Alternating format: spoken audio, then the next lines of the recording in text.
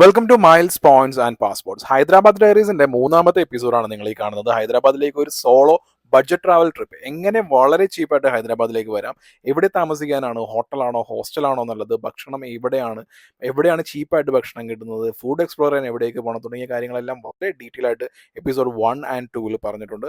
മൂന്നാമത്തെ ഈ എപ്പിസോഡിൽ നമ്മൾ അവിടുത്തെ പബ്ലിക് ട്രാൻസ്പോർട്ടേഷൻ ഉപയോഗിക്കുമ്പോൾ ഉണ്ടാകുന്ന ചെറിയ ചെറിയ പ്രശ്നങ്ങൾ, പിന്നെ ഇറഗഡ സൺഡേ മാർക്കറ്റിനെ കുറിച്ചൊക്കെയാണ് നമ്മളിപ്പോൾ എക്സ്പ്ലോർ ചെയ്യാൻ പോകുന്നത്. And welcome again. മെട്രോ സ്റ്റേഷനിലാണ് ആക്ച്വലി ഇന്നലെ ഈ ലോക്കൽ ട്രാൻസ്പോർട്ടേഷൻ എക്സ്പീരിയൻസ് ചെയ്യാൻ വേണ്ടിയിട്ട് നമ്മൾ റമദാൻ മാസത്തിൽ ഹൈദരാബാദ് വന്നു കഴിഞ്ഞിട്ടുണ്ടെങ്കിൽ പെട്ടു. കാര്യം എന്ന് വെച്ചിട്ടുണ്ടെങ്കിൽ ഒരു 5-6 കിലോമീറ്ററൊക്കെ ഉള്ളൂ, പക്ഷേ ബസ്സിൽ ഇരുന്ന് കഴിഞ്ഞിട്ടുണ്ടെങ്കിൽ 3/4 മണിക്കൂർ 1 മണിക്കൂറൊക്കെ പോക്കാണ്. അപ്പോൾ ബസ് എന്ന് പറയുന്നത് ഇനിയിപ്പോൾ മെട്രോ ഉണ്ടെന്നുണ്ടെന്നുണ്ടെങ്കിൽ പരമാവധി മെട്രോയുടെ അത്രയും പോവുക, എന്നിട്ട് ബാക്കിയുള്ള അടുത്ത് റാപ്പിഡോ ടാക്സി പിടിക്കാം. അതായിരിക്കും നല്ലത്. നമ്മുടെ കൊച്ചി മെട്രോയൊക്കെ പോലെ തന്നെ, പക്ഷേ കൊച്ചി മെട്രോനേക്കാളും കുറച്ചുകൂടി ഹെവിയാണ്. ഇത് വലിയൊരു സെറ്റപ്പാണ്.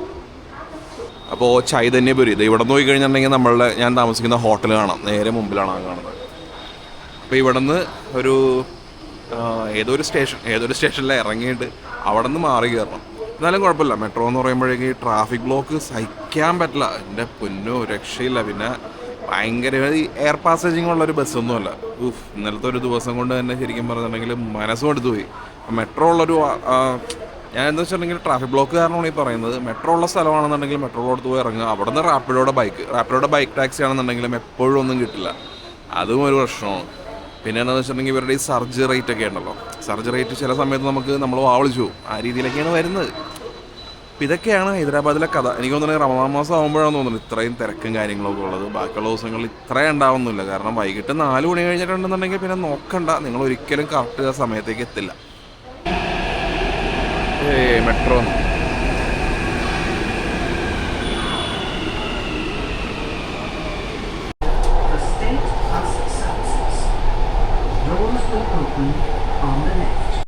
MGB സ്റ്റേഷൻ എന്ന് പറഞ്ഞുള്ളൊരു സ്റ്റേഷൻ. ഇവിടെ നിന്ന് മാറി കയറണം. ഈസിയാണ്, നമ്മുടെ ഡൽഹി മെട്രോ ഒക്കെ പോലെ തന്നെ. അങ്ങനെ വലിയ കോംപ്ലിക്കേഷൻസും കാര്യങ്ങളൊന്നുമില്ല.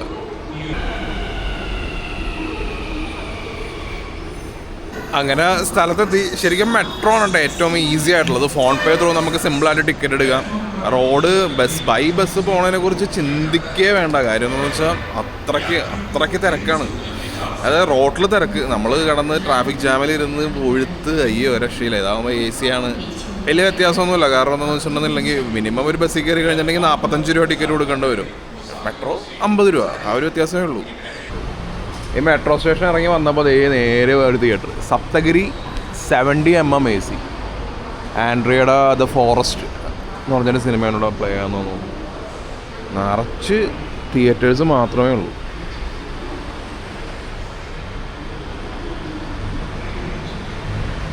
സപ്തഗിരി കേട്ടിട്ടുണ്ട്. ഫേമസ് ആയിട്ടുള്ള സിംഗിൾ സ്ക്രീൻ തിയേറ്റർ ആയിരിക്കും. ഇവിടെ സിംഗിൾ സ്ക്രീനിന് ഒരു കുറവുമില്ല. ഹൈദരാബാദ് സിനിമ കാണാൻ വേണ്ടി വന്നു കഴിഞ്ഞിട്ടുണ്ടെന്നുണ്ടെങ്കിൽ മിനിമം 2 ആഴ്ചയെങ്കിലും വേണം. കാരണം അത്രയും തിയേറ്റേഴ്സ് ഉണ്ട്. നമുക്ക് പ്രോപ്പറായിട്ടുള്ള ഒരു ഷെഡ്യൂൾ കിട്ടിയില്ല എന്നുണ്ടെന്നുണ്ടെങ്കിൽ നമ്മൾ കണ്ട പടം തന്നെ വീണ്ടും കാണേണ്ടി വരും. അങ്ങനെ നോക്കുകയാണെന്നുണ്ടെങ്കിൽ ഇന്നലത്തെ ഒരു ദിവസം മൈത്രി വിമൽ ആ തിയേറ്ററിൽ മാത്രമാണ് സ്പെൻഡ് ചെയ്യാൻ പറ്റുള്ളൂ. കാരണം അല്ലെങ്കിൽ ഈ മൃത്യുഞ്ജയ് എന്ന് പറഞ്ഞ പടമാണ്, കൊള്ളാവുന്ന പടമാണ്. പക്ഷേ ആ പടം തന്നെ ഇങ്ങനെ വീണ്ടും കണ്ടുകൊണ്ടിരിക്കുക എങ്ങനെ. അപ്പോൾ ഇവിടുത്തെ ആർട്ട് സിനിമാസ് ഉണ്ട്, AAA സിനിമാസ് ഉണ്ട്, അങ്ങനെ ഒരുപാട് ബാക്കിയുണ്ട്. ഓരോന്നായിട്ട് കവർ ചെയ്ത് തന്നെ.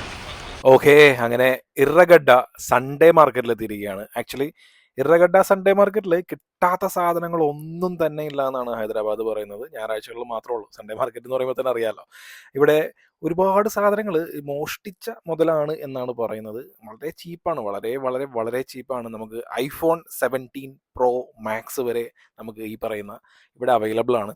iPhone 17 Pro Maxന് ഞാൻ വില പേശ് ചെയ്താണ്. പക്ഷേ അറിയാലോ, നമ്മളുടെ അടുത്ത് ക്യാമറ ഉണ്ടോ എന്ന് എങ്ങനെ നമ്മളെ കാണുമ്പോൾ തന്നെ അറിയാം ഹൈദരാബാദുകാരനല്ല എന്നുള്ളത്. അപ്പോൾ തന്നെ നമ്മൾ ക്യാമറ ഉണ്ടോ, ബ്ലോഗറാണോ, അങ്ങനെയൊക്കെ ചെക്ക് ചെയ്തിട്ട് ഇവർ ഇപ്പോൾ ക്യാമറ കാണുമ്പോൾ തന്നെ എന്നെ 2 ദിവസം നടക്കുന്നത്. ബോട്ടിൻ്റെ ഇഷ്ടംപോലെ ഹെഡ്ഫോൺസ് ഉണ്ടല്ലോ. അപ്പോൾ അതിൻ്റെ ഒരു കാറ്റഗറി ഉണ്ടായിരുന്നു. അവിടേക്ക് ഒന്നും എന്നെ കയറ്റിയില്ല. കാര്യം എന്താണെന്ന് വെച്ചിട്ടുണ്ടെങ്കിൽ എൻ്റെ കയ്യിൽ ക്യാമറ ഉണ്ടെന്നും പറഞ്ഞു. അപ്പം അങ്ങനെ കുറേ ഈ ചോർ ബസാർ എന്നൊക്കെ പറയുമല്ലോ, അപ്പോൾ ജമാ മസ്ജിദിൻ്റെ അടുത്ത് നമുക്ക് ന്യൂഡൽഹിയിൽ.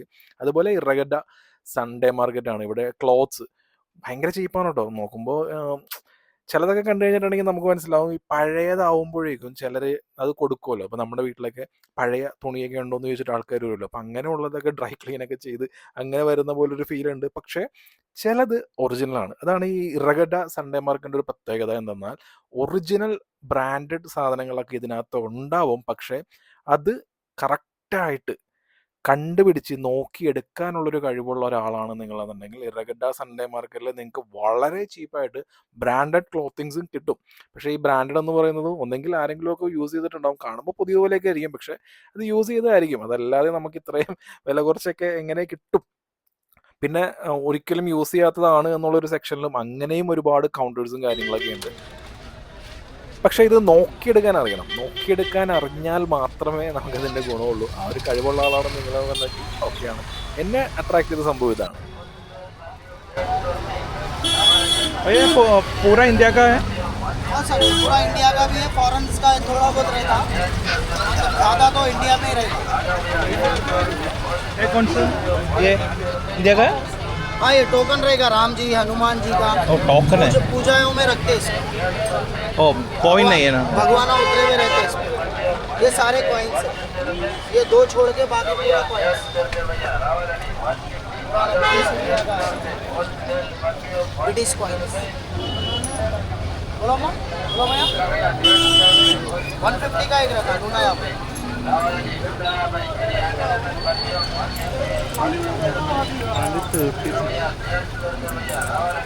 पूरा अलग अलग मॉडल जॉर्ज किंग वाओ, ये पुराना है सारा। ये कॉइन्स है इंडिया का। ज़्यादा पुराना कौन सा है? ज़्यादा पुराना ये रहता मोबाइल कॉइन्स। देख सकते हैं?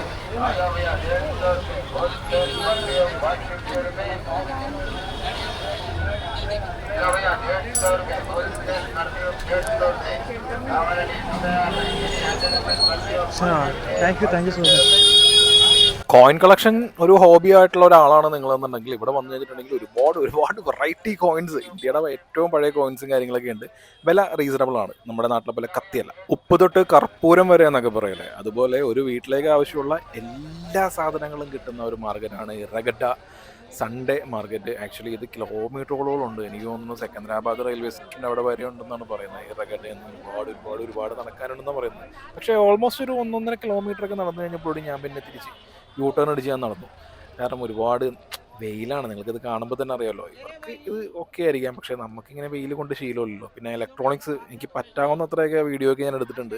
ആക്ച്വലി ഈ ഇലക്ട്രോണിക്സ് ഐറ്റംസ് ഉണ്ടല്ലോ, ഇതിൽ 250 രൂപയുടെ മുകളിലേക്കുള്ള ഒന്നും തന്നെ ഇല്ല. അട്രാക്റ്റീവ് പ്രൈസാണ്, പക്ഷേ ഇതിനകത്ത് എത്രണ്ണം കൗണ്ടർ ഫീറ്റ് വ്യാജനം ഉണ്ടാവുമെന്ന് എനിക്കറിയില്ല. പക്ഷേ ഒന്നും ഞാൻ മേടിച്ചിട്ടില്ല. പിന്നെ ക്യാമറ, അതായത് ഈ വ്ളോഗിങ് ക്യാമറയുടെ ഒരു സെക്ഷൻ ഉണ്ടായിരുന്നു. ഈ ഗോപ്രോ അല്ലെങ്കിൽ ഇപ്പം എൻ്റെ അടുത്തുണ്ടായിരുന്നത് ഡിജിയുടെ ഒരു ക്യാമറയുണ്ട്. അപ്പോൾ ഡിജി ക്യാമറാസൊക്കെ വെച്ചിട്ട് ഇവരുടെ അടുത്ത് അത് കണ്ടപ്പോൾ എനിക്ക് ചെറുതായിട്ടൊരു റെഡ് ഫ്ലാഗ് ഓടിച്ചു. എനിക്ക് തോന്നുന്നു ഇനി വ്ളോഗേഴ്സിൻ്റെ കയ്യിൽ തട്ടിപ്പറിച്ചിട്ട് ഓടിയതാണോ ഇത് കണ്ടോ നായ്ക്കുട്ടി. ഓക്കെ, പറയാൻ വിട്ടുപോയി. കാരണം ഇവിടെ നായ്ക്കുട്ടികൾ, മുന്തിയ ഇനം ബ്രീഡിലുള്ള നായ്ക്കുട്ടികളൊക്കെ കേട്ടാൽ വിശ്വസിക്കാത്ത അത്ര റേറ്റിൽ നമുക്കിവിടെ കിട്ടും. ഇവർക്ക് പ്രോപ്പർ വാക്സിനേഷൻ എടുത്തിട്ടുണ്ടോ തുടങ്ങിയ കാര്യങ്ങളൊന്നും നമുക്കറിയില്ല. പക്ഷേ ഇവിടെ നിന്ന് നിങ്ങൾക്കൊരു മുന്തിയ ഇനം ബ്രീഡിനെ വേണമെന്നുണ്ടെന്നുണ്ടെങ്കിൽ വളരെ വളരെ ചീപ്പായിട്ട് കിട്ടുന്ന ഒരു മാർക്കറ്റ് കൂടിയാണ് ഇറഗഡ സൺഡേ മാർക്കറ്റ്. ഇത് കണ്ടോ, ഇത് വീട്ടിലേക്കുള്ള ടൂൾസ്. ഈ ടൂൾസ് എല്ലാ ടൈപ്പ് ടൂൾസും ഉണ്ട്. കുറേയൊക്കെ സെക്കൻഡ് ഹാൻഡാണ് കാണുമ്പോൾ. പിന്നെ ചെരുപ്പ്, ഡ്രസ്സ്, സോക്സ്, ഇതൊക്കെ വളരെ വളരെ ചീപ്പായിട്ട് കിട്ടുന്ന ഒരു സ്ഥലം കൂടിയാണ്. ഏറ്റവും കൂടുതൽ ഈ മാർക്കറ്റിൽ വരുന്നത് ഇവിടുത്തെ ലോക്കൽസ് ആണ്. പിന്നെ ഇതുപോലെ എന്നെ പോലെയുള്ള ഏതെങ്കിലും വ്ളോഗർമാർ ഇതുപോലെ സൺഡേ മാർക്കറ്റ് ഉണ്ടെന്ന് അറിഞ്ഞ് അവിടെ കാണാൻ വേണ്ടി എന്തെങ്കിലും ഒരു കൗതുകത്തിനുള്ള കാര്യങ്ങളൊക്കെ ഉണ്ട്. പക്ഷേ നമ്മളുടെ കയ്യിൽ ക്യാമറ കണ്ടു കഴിഞ്ഞിട്ടുണ്ടെന്നുണ്ടെങ്കിൽ ഞാൻ പറഞ്ഞല്ലോ iPhone 17 Pro Max ഒരാളുടെ കയ്യിലുണ്ടായിരുന്നു. ഞാൻ നൈസായിട്ട് വിലയ്ക്ക് ഇങ്ങനെ പേശിക്കൊണ്ടിരുന്നപ്പോഴേക്കും നമ്മളല്ല, ഈ ലോക്കലല്ല എന്ന് അറിഞ്ഞു കഴിഞ്ഞിട്ടുണ്ടെങ്കിൽ നമ്മളോട് അധികം സംസാരിക്കാതെ സ്കൂട്ടായി പോകുന്ന അങ്ങനെയൊക്കെയുള്ളതാണ്. പിന്നെ എന്താണെന്ന് വെച്ചിട്ടുണ്ടെങ്കിൽ നമ്മുടെ സേഫ്റ്റിയുടെ കുറച്ച് ഇഷ്യൂസും ഉണ്ടല്ലോ. നമ്മൾ ഒരുപാട് പേരുടെ പുറകെയൊക്കെ പോയി കഴിഞ്ഞിട്ടുണ്ടെങ്കിൽ നമുക്ക് എത്രത്തോളം സേഫ്റ്റി ഉണ്ടാവുമെന്നും പറയാൻ പറ്റില്ല. അപ്പോൾ ഒരു പരിധി വെച്ച് കഴിഞ്ഞിട്ടുണ്ടെങ്കിൽ നമുക്ക് അതിൽ നിന്ന് കുറച്ച് ഡിസ്റ്റൻസ് ഇടുന്നതാണ് നല്ലത്. പിന്നെ മെമ്മറി കാർഡ് മെമ്മറി കാർഡ് ഇവിടെ ഇട്ട് വിൽക്കുന്ന കണ്ടു. ആക്ച്വലി ഈ മെമ്മറി കാർഡ് വർക്ക് ചെയ്യുന്നതാണോ ഇല്ലയോ എന്നൊന്നും എനിക്കറിയില്ല. അപ്പോൾ മെമ്മറി കാർഡൊക്കെ 100 രൂപയ്ക്കൊക്കെയാണ് ഈ മെമ്മറി കാർഡ്. എന്തോരം വിലയുള്ള മെമ്മറി കാർഡാണ്. ഞാൻ ജസ്റ്റ് ആയിട്ട് ഇങ്ങനെ പുള്ളി കാണാണ്ട് ഇങ്ങനെ ഒരു ഷൂട്ട് ചെയ്ത് ഇങ്ങനെ എടുത്തു. ആളുകൾ ഈ മെമ്മറി കാർഡ് വാങ്ങുന്ന ആരെങ്കിലും ഒക്കെ ഉണ്ടെന്നുണ്ടെങ്കിൽ അത് ചെക്ക് ചെയ്ത് നോക്കുന്നുണ്ടോ എന്നറിയാൻ വേണ്ടിയിട്ടായിരുന്നു ദൂരെ നിന്ന് വാച്ച് ചെയ്തത്. ആൻഡ് സർപ്രൈസിംഗ്ലി ആളുകൾ വാങ്ങുന്നുണ്ട്, അത് മൊബൈൽ ഫോണിലിട്ട് ചെക്ക് ചെയ്യുന്നുണ്ട്. മൊബൈൽ ഫോൺ മാത്രമല്ല, വേറെ ഏതോ ഒരു എനിക്ക് തോന്നുന്നു ഒരു ടാബ്ലറ്റ് പോലുള്ളൊരു, ഞാൻ കണ്ടപ്പോൾ ഒരു ക്ലയൻറ്റ് ടാബ്ലറ്റ് പോലുള്ള സാധനത്തിലേക്ക് ഇട്ട് ചെക്ക് ചെയ്യുന്നുണ്ട്. അപ്പോൾ എനിക്ക് മനസ്സിലായി, ഓക്കെ ഈ അടുത്ത സൺഡേയിൽ ഇയാൾക്ക് ഇവിടെ വന്നിട്ട് വീണ്ടും വിൽക്കാനുള്ളതാണല്ലോ. അപ്പോൾ ജെനുവിൻ പ്രൊഡക്റ്റാണ്. പക്ഷേ എങ്ങനെയാണ് ഈ 100-150 രൂപയ്ക്ക് കൊടുക്കാൻ പറ്റുന്നതെന്നുള്ളത് എനിക്കൊരു അത്ഭുതമായിരുന്നു. എനിഹൗ സൺഡേ മാർക്കറ്റ് ഒരു നല്ല എക്സ്പീരിയൻസ് ആയിരുന്നു. പിറ്റേ ദിവസത്തെ വെളുപ്പിന് 4 മണിക്കത്തെ കാഴ്ചയാണ് കഫേ ഡക്കൻ. കിഡിലൻ ഇറാനി ചായ കിട്ടുന്ന സ്ഥലമാണ്. ഇതിൻ്റെ തൊട്ട് മുകളിലാണ് ഞാൻ താമസിച്ചിരുന്നത്.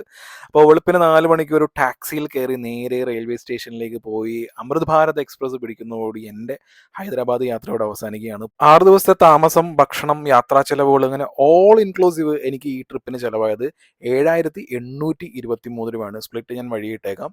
പുതിയൊരു സിറ്റി, അവിടുത്തെ കാഴ്ചകൾ, ഒരുപാട് ഇൻഫോർമേഷൻസ്, മണി സേവിങ് ടിപ്സ്, ഇതൊക്കെയായിട്ട് നമുക്ക് വീണ്ടും കാണാം.